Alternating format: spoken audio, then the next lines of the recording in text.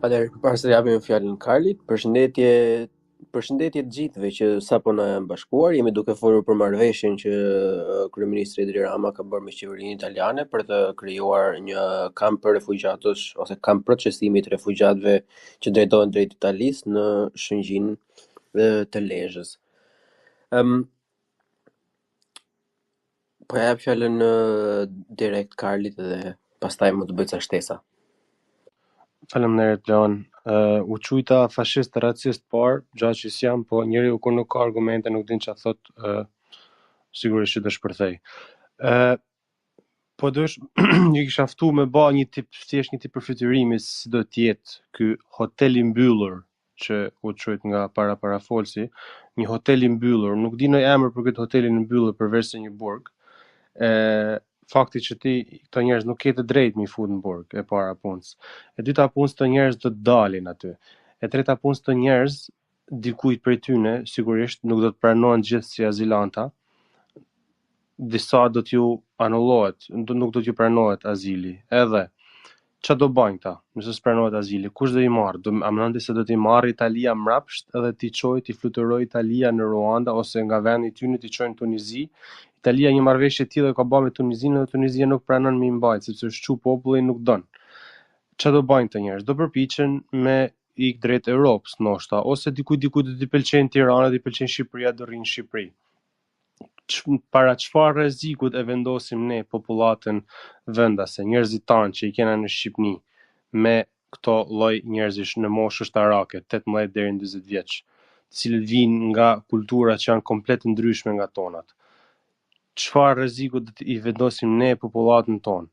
Ata do të dojnë të ikun, nuk do të kenë lek, ç'a do bëjnë, nuk do të kenë bukë ndoshta, ç'a do bëjnë, do kapin, do vjedhin e gja, do therin në ken, do përdhunojnë diken, do rritet kriminaliteti jashtëzakonisht siç edhe është rrit kudo në Evropën perëndimore, të cilët kanë qenë si vend zbarkimit të migrantëve. Lampedusa është e pabanueshme sot, nuk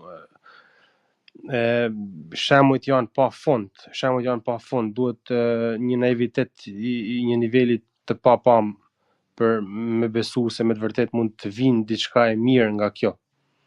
Faleminderit.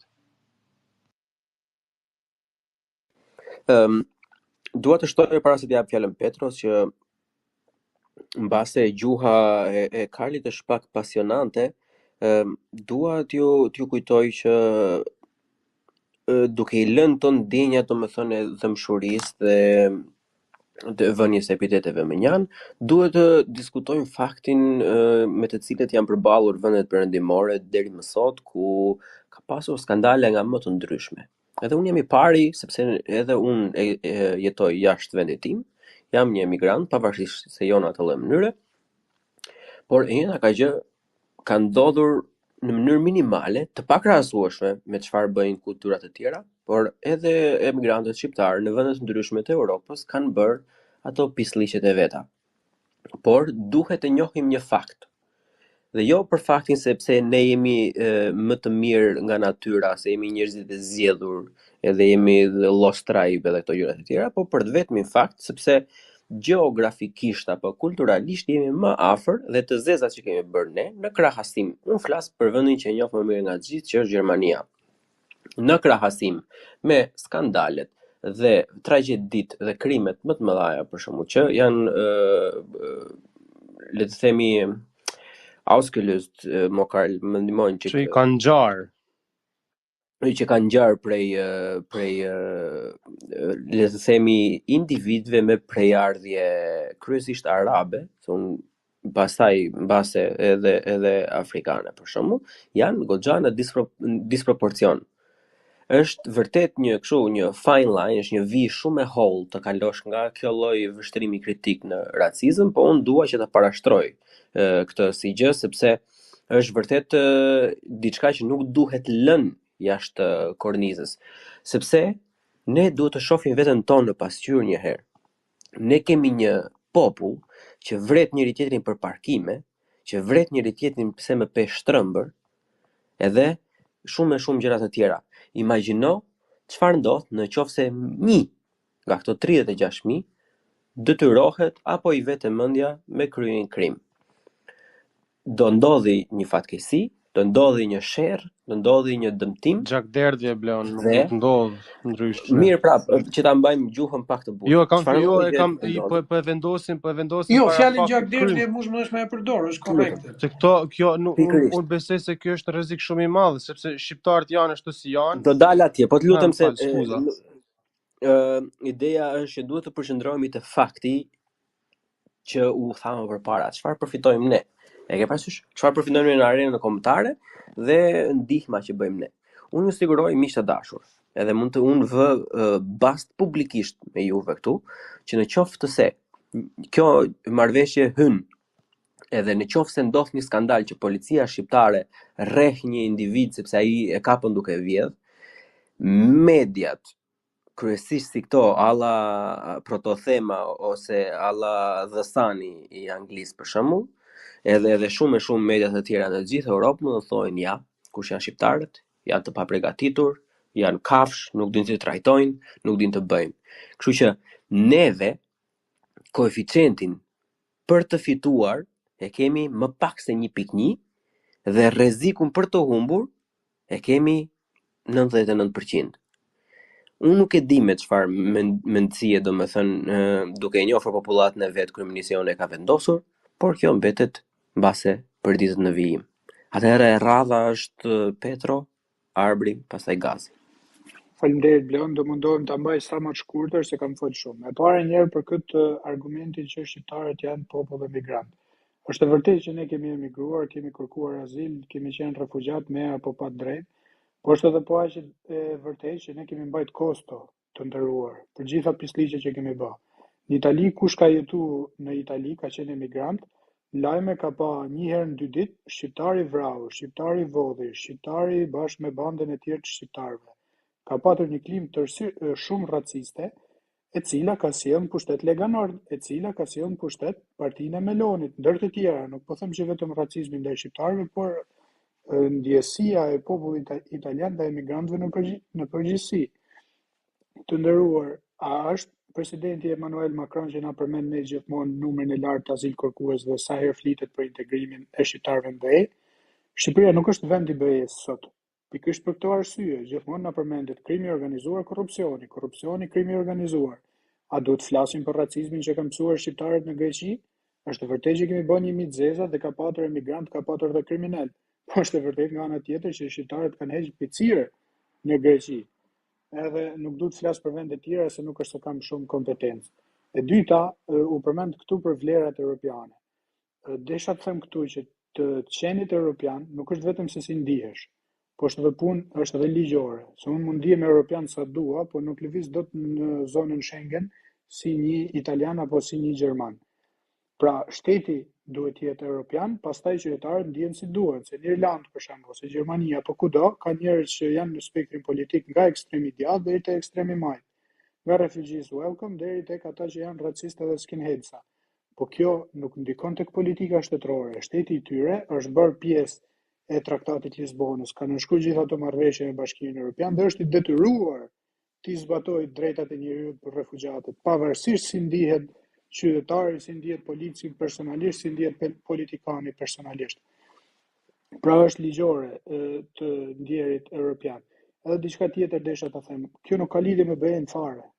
Nuk është as pjesë e akij komuniter, nuk është se kemi nënshkruar një marrëveshje ne me BE-n, në cilën zotohemi se do marrim një numër të caktuar refugjatësh apo se zotohemi që do të përshtatemi me legjislacionin e BE-s për të trajtuar refugjatët. S'ka lidhje fare kjo me BE-n. Kjo është marrëveshje personale Rama Meloni për zgjidhur një problem politik Melonit. Nuk ka lidhje me të ndjerit europian. Edhe nuk e di se sa europiane përmenda edhe më përpara. Çka ka europiane tek Lampedusa, ma thoni ju mua. Çka do ketë europiane te burgu që do u bë kanë gjadër apo te kampi në Shëngjin. Edhe po ta marrim kështu, unë ndihem europian, çfarë do të thotë ndihem europian? Do të thotë që unë bashkohem me vlerat fundamentale të Bashkimit Evropian. Vlerat fundamentale të Bashkimit Evropian janë demokracia dhe liberalizmi. Demokracinë dhe liberalizmin në Shqipëri ka ku e zbaton. Ka ku e zbaton në sundimin e ligjit, ka ku e edhe humanizmi mos harrojmë. Po edhe humanizmi, ka ku e zbaton në respektimin e opozitës, ka ku zbaton në respektimin e fjalës lirë të njeriut, jo ta burgosi apo ta anatemoj në çdo mënyrë vetëm sepse shprehet i lirë. Ka ku e zbaton në zhvillimin ekonomik dhe në ndihmën sociale, se përmendi Bleoni, shqiptari merr 20.000 lekë të vjetra ndihmë sociale në muaj për person. Çfarë vlerash europiane ka ky njeri? Edhe tjetra që desha të them unë, domethënë ne vlerat europiane t'i fillojmë tjetër kund të demokracinë liberale, jo duke marrë refugjat në një vend të varfër dhe në prag të dështimit ekonomik. E tjetra që desha të them është se Shqipëria nuk është një vend homogjen apo fashist. Nuk është i ngjashëm as me Serbinë as me Greqinë. Shqipëria është një vend multikultural. Ne i japim shembull Europës se si jetohet me 3 fe. Nuk ka vend as në Ballkan, edhe në Ballkan janë therë, se Kroacia është katolike, Bosnia është muslimane, Serbia është ortodokse dhe janë vrarë për këtë punë. Shqipërinë ne s'kemi bërë luftra për fe. Vazhdojnë luftrat fetare, vazhdojnë lindjet mesme, vazhdojnë në Europë fashizma të çdo lloji, ne nuk kemi. Ne kemi minoritet grek, nuk kemi ushtruar ndonjë genocid ndaj tyre, ne kemi minoritet serb, janë ata vrapaqorë në Shkodër që janë ata. Ne kemi Maqedonas në Pustec, ne kemi minoritet rom në Shqipëri, cilit mundohemi t'i japim drejta edhe pse nuk është aty ku duhet.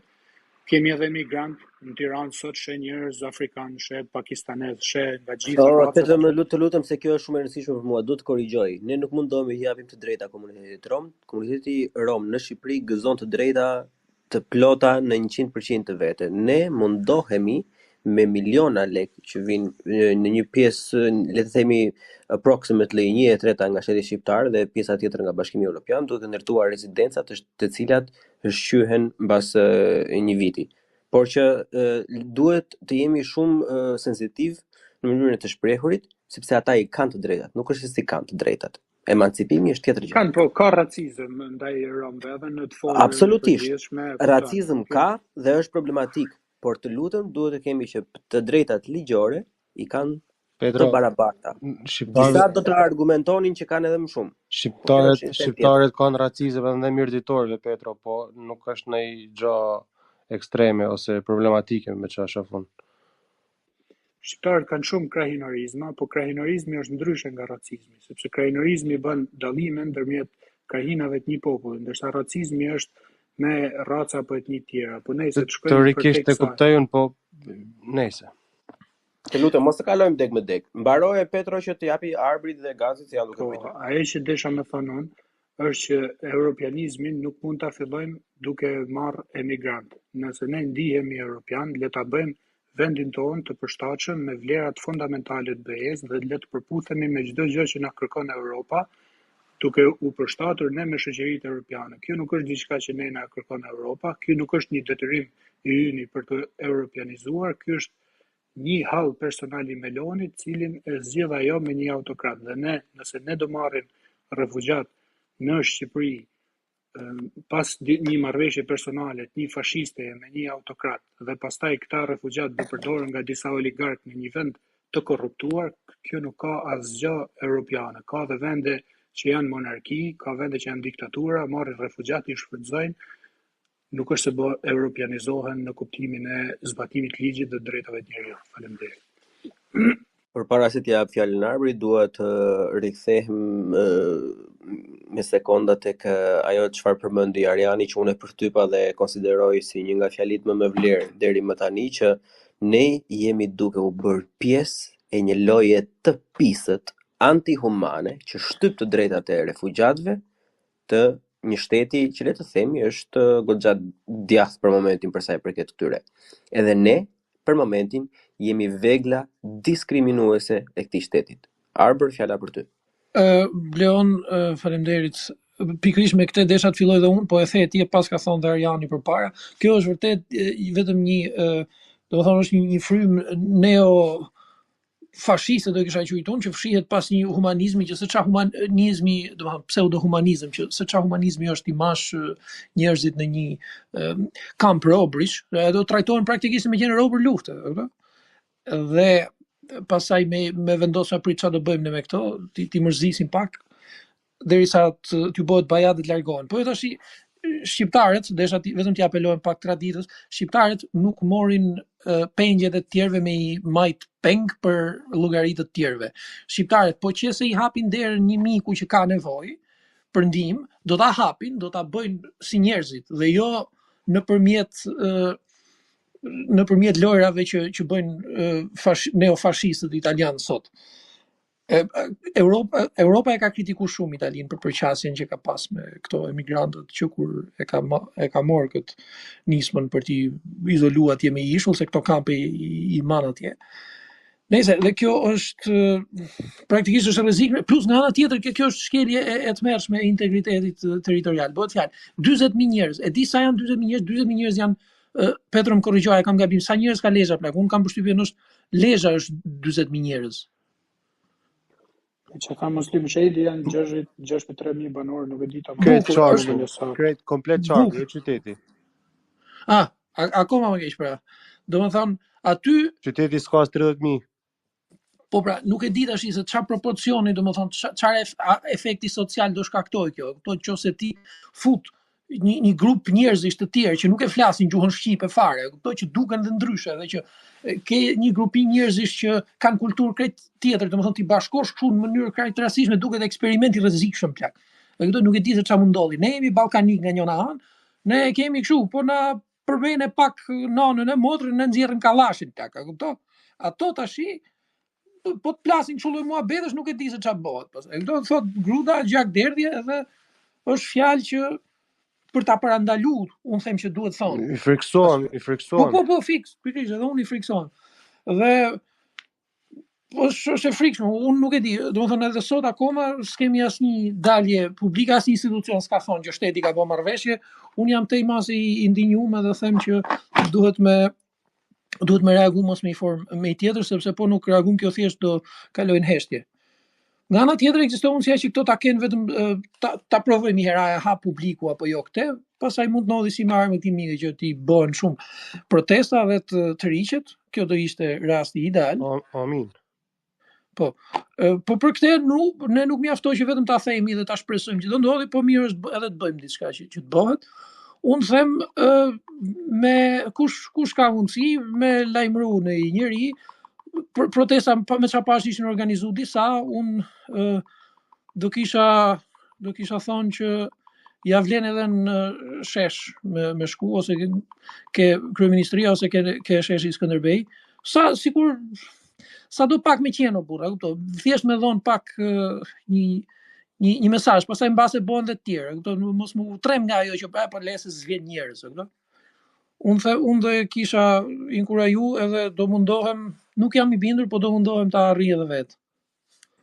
Duke u bërë pjesë e kësaj thirrje përpara se t'i jap fjalën Gazi, duhet të them që edhe unë e inkurajoj diçka të tillë, nuk ka gjë më të bukur dhe më civile se sa protesta, dhe ju ftoj të gjithëve juve që keni interesin të merrni pjesë në një protestë të tillë që të jeni të përmbaheni mesazhit përmbajtjes dhe problematikës në thelb, duke ju larguar epiteteve raciste, jo se janë kështu, jo se janë atje. Ju lutem që ta arrim që të japim mesazhin e brengave që ne kemi, duhet të jemi zakliq. Konstruktiv. Të shkoqur te tema, duhet jemi të shkoqur dhe t'i përmbahemi temës edhe jo të përfshihemi nga ndjenja pseudo-nacionaliste, sepse siç e tha Petro që Shqipëria ka ku e tregon demokracinë, edhe shqiptarët kanë ku e tregojnë nacionalizmin dhe jo në kanë ku e tregojnë nacionalizmin, kanë dhe ku e tregojnë mikpritjen, Bleon. Edhe kundërta Bleon, et lutem se unë sapo u quajta fashist dhe racist para pak minutash. Karl, unë të ftoj që pavarësisht se edhe unë si ty nuk e ndaj të njëjtin opinion që u shpreh për ty, thjesht nuk mendoj se duhet t'i përmbahemi atyre pjesëve, domethënë sepse janë kalimtare. Mahamendja është thjesht në vazhdën e bisedës, sepse jemi të gjithë mahamendja në një nivel goxha më lart. Ta them dhe i gjotë funit Bleon, shpresoj shumë, kam shpresa që Elon Musk do e vej emogjin e suflaqes së shpejt. Okay, mirë, që mos më bëj të qesh tash sepse jam duke mbajtur shënime, edhe dua që të jemi goxha konstruktiv sot. Atëherë faleminderit Arbër, lutem bëhe mute edhe të lus eksplicit që mos ndërpresesh. Gaz, fjala për ty i nderuar. Desha vetëm edhe disa gjëra. Pikëpari strukturat që që janë dakorduar të ndërtohen, do të presin maksimum në të njëjtën kohë, domethënë dy struktura nga 3000 vende. Edhe që Meloni pas ka thënë që gjatë një viti mund të tranzitojnë deri 36.000 vetë në për këto struktura, që i bie që në një person të shndroj mesatresht një muaj ditë sipas kësaj llogaritje në këtë strukturë dhe të kaloj në vend tjetër. Domethënë të kthehet ose të japet të drejta të vazhdoj diku aty ku është nisur. Pra edhe kjo është ajo që tash pak një stërzmadhim i çështjes, sepse ju e krahasuat numrin e përgjithshëm që mund të tranzitoj me një qytet, por faktikisht ato janë, sepse nuk mund të ketë strukturat për 36.000 vetë në një vend, por janë struktura që mund të jenë deri në, domethënë dy struktura nga 3.000 vende, që janë struktura bagit maja, kryesisht unë e shpërnda këtu një hartë që gjeta nga organizata që mirët me këtë çështje në Francë. Si shqipet, domethënë janë mira vende në Francë ku ka struktura të tilla, dhe ne asnjëherë nuk qohemi në protesta për me i largu ato struktura, sepse njerëzit mundohen me ju ndihmu, me ju ndalë ndihmë, edhe me ju ofru çka do që është e mundshme njerëzit që janë duke pritur në këtë kthim të jetës tyre për të vazhduar tutje. Në shumicën e rasteve njerëzit ikin nga e pamundura të jetojnë, nga luftrat dhe nga krizat e ndryshme humanitare që ndodhin në vende ndryshme, dhe se është duke u bërë në Evropë, duke u përshpejtuar në vitet e fundit, janë ngritur mundësitë që sa më shpejt të trajtohen rastet e azilkërkuesve, në mënyrë që ata mos të kenë, mos të stërgjatet jeta e tyre pa pasur resurse dhe domethënë pa punuar, si më thonë, për veten e tyre, sepse edhe kjo është një buxhet i vazhdueshëm i evropianëve që e ndajnë për këtë çështje, sepse ata duke mos punuar, domethënë ushqehen dhe domethënë mbahen nga mikpritësi. Në këtë rast këto struktura në përgjithësi do të jenë të paguara nga Italia, e cila ka kontraktu domethënë vetëm vendin, dhe ku e tha Ariani, ata nuk do të bartën në shtëpinë, po domethënë janë largohen nga një vend ku nuk ka më kushte të mjaftueshme për një pritje dinjitetshme për ata njerëz, nga ai vend largohen me aeroplan në një vend tjetër, i cili shpresoj të jetë i dinjitetshëm, dhe por sa të mirët vendimi për ta, ose shkojnë anë ose këndej, por këtë çështje e merr Italia në këtë rast, për me marrë mbi vete. Si do të jetë, kjo nuk është një proces i lehtë, as për atë që kërkon azilin, as për atë që e pret në vendin e tij.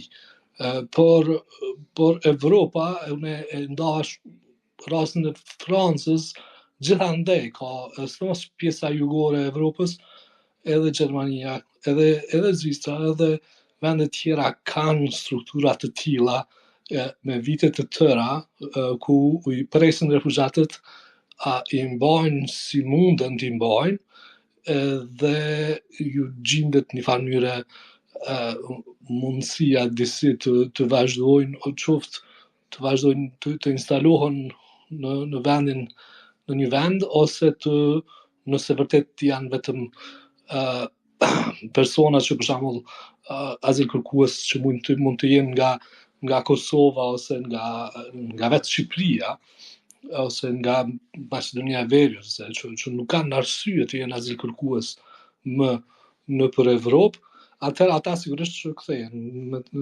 i drejtojnë në vendet e tyre. Por vetëm desha them edhe për Karlin, unë thash racist për arsye se çdo gjë që e tha ishte raciste, edhe nuk ka nevojë kështu me studiu shumë për me e kuptu që nëse ty të kanë pengu njerëzit, pengojnë njerëzit vetëm se duken më ndryshe se italianët, ajo është racizëm, edhe nuk s'kam nevojë me janë gjitamin tjetër. Unë nuk e thash këtë gaz, lutem Karle, se kam plan më marrë me të. Jo, s'ka problem. Nuk ka nevojë të përgjigjesh fare për këtë. Gaz. Për te jetë posteve dhe komenteve që juve mund të keni shpërndarë në për Twitter në të tjera raste, duhet të jemi të drejtë në këtë rast që Karli bëri komente për sa i përket intelektualizmit të personave, por në këtë space që ti do kesh edhe mundësinë ta dëgjosh më vonë, në asnjëherë nuk e ka përmendur diçka rreth ngjyrës apo etnicitetit. E nuk kuptoj edhe nuk jemi. Jo, në kuptova Human Development Index, HDI gazmend. Ti përmende dhunimet, ti përmende domthon gjitha paragjykimet e mundshme që ekzistojnë. Përvoja që ka në Europa perëndimore, prandaj na i bjen nese, me të keni mon vet. Okej, ju lutem. Atëherë, përpara se jap fjalën Pjetrës, duhet ju të ndaj diçka që un sapo e kërkova dhe llogarita vet. Unë nisa nga posti që Gazi na ka shpërndar me njëri tjetrin në poshtë këtij posti për strukturat e shumta për të pritur refugjatët në Francë. Atëherë, në bazë të dhënave franceze, emigrant ilegal në përkampe në Francë për momentin estimated nga 100.000 deri në 400.000. Po marrim rastin 400.000. Franca në momentin që ne flasim, ose censusi i fundit i 2021 ka 67.75 milion banor.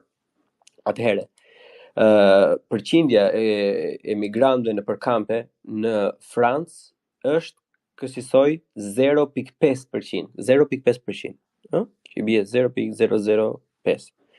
Kurse në të njëjtën vazhd në 36.000 banor me nuk janë 36.000 banor, janë 6.000 vende. Kështu që nuk mund të jenë 36.000 banor. Ndryshe e thënë, 36.000 që do të vinë në vit, se 36.000 janë ata.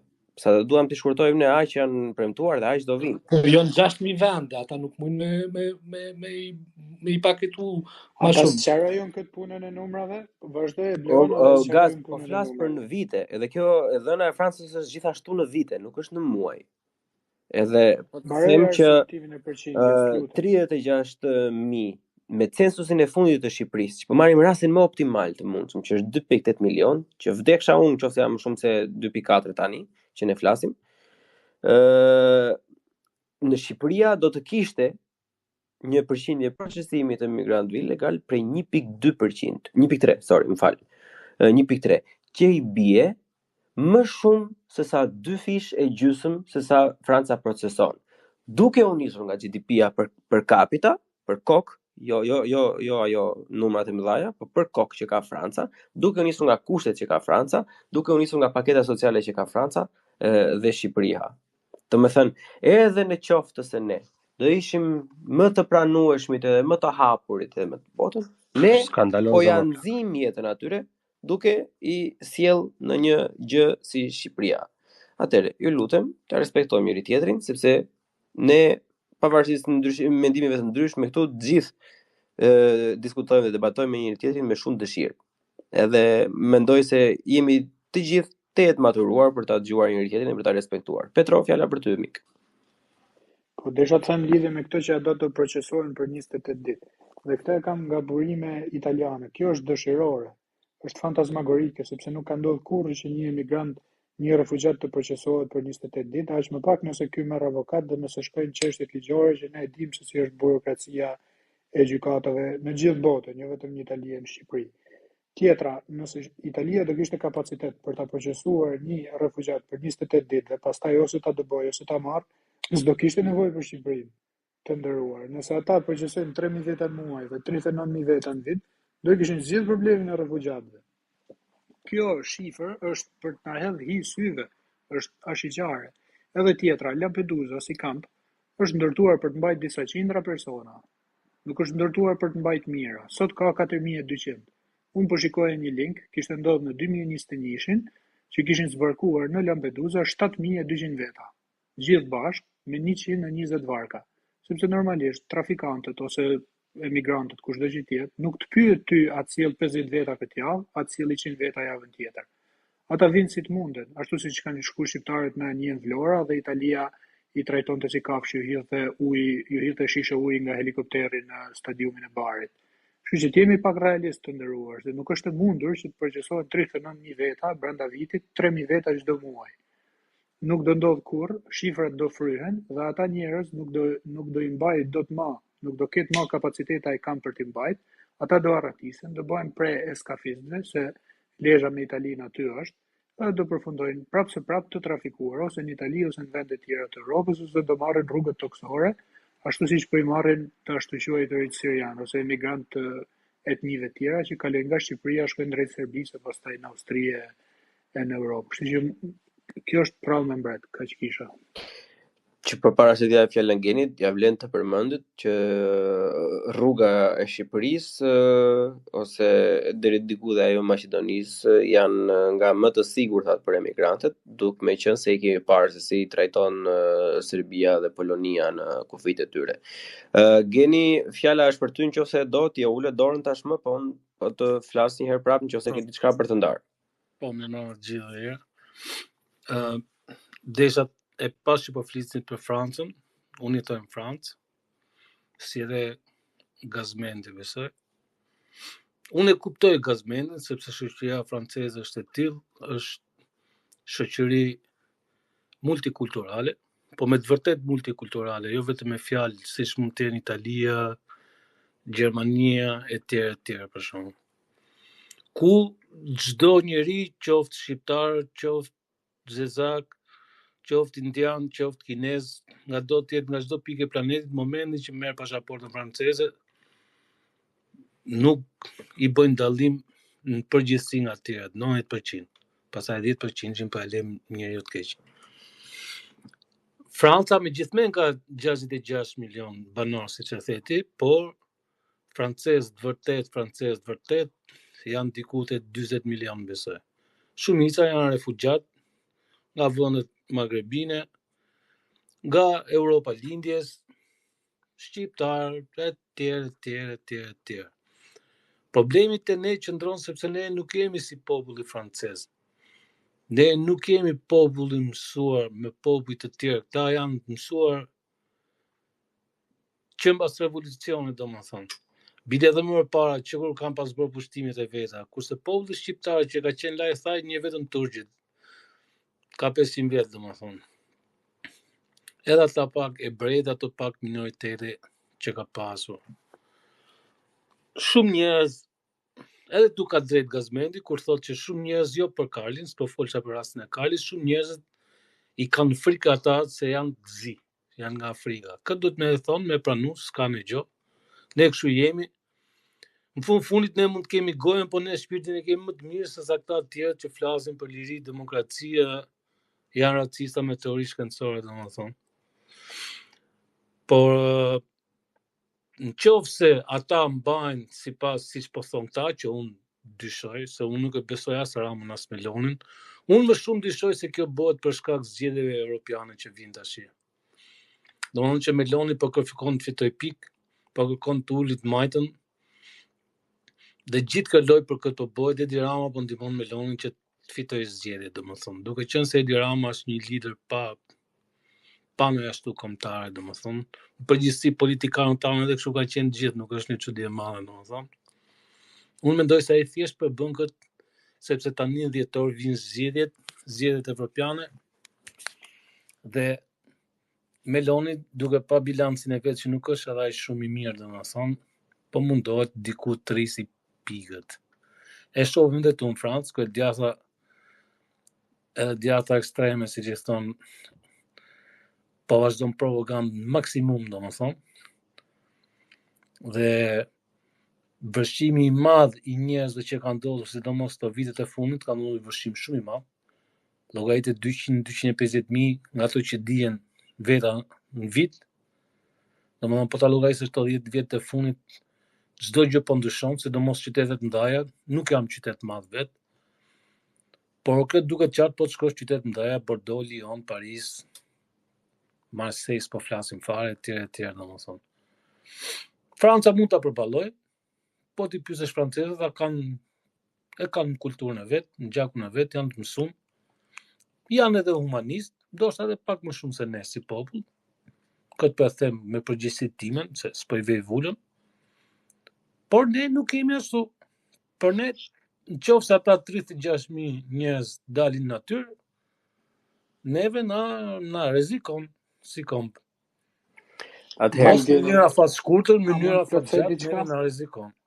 të dashur miq, për arsye teknike, kjo hapësirë publike është ndrarë në 3 pjesë. Ju sapo dëgjuat pjesën 2 nga 3, pjesa e 3 e gjeni direkt pas këtij episodin në një episod më vete.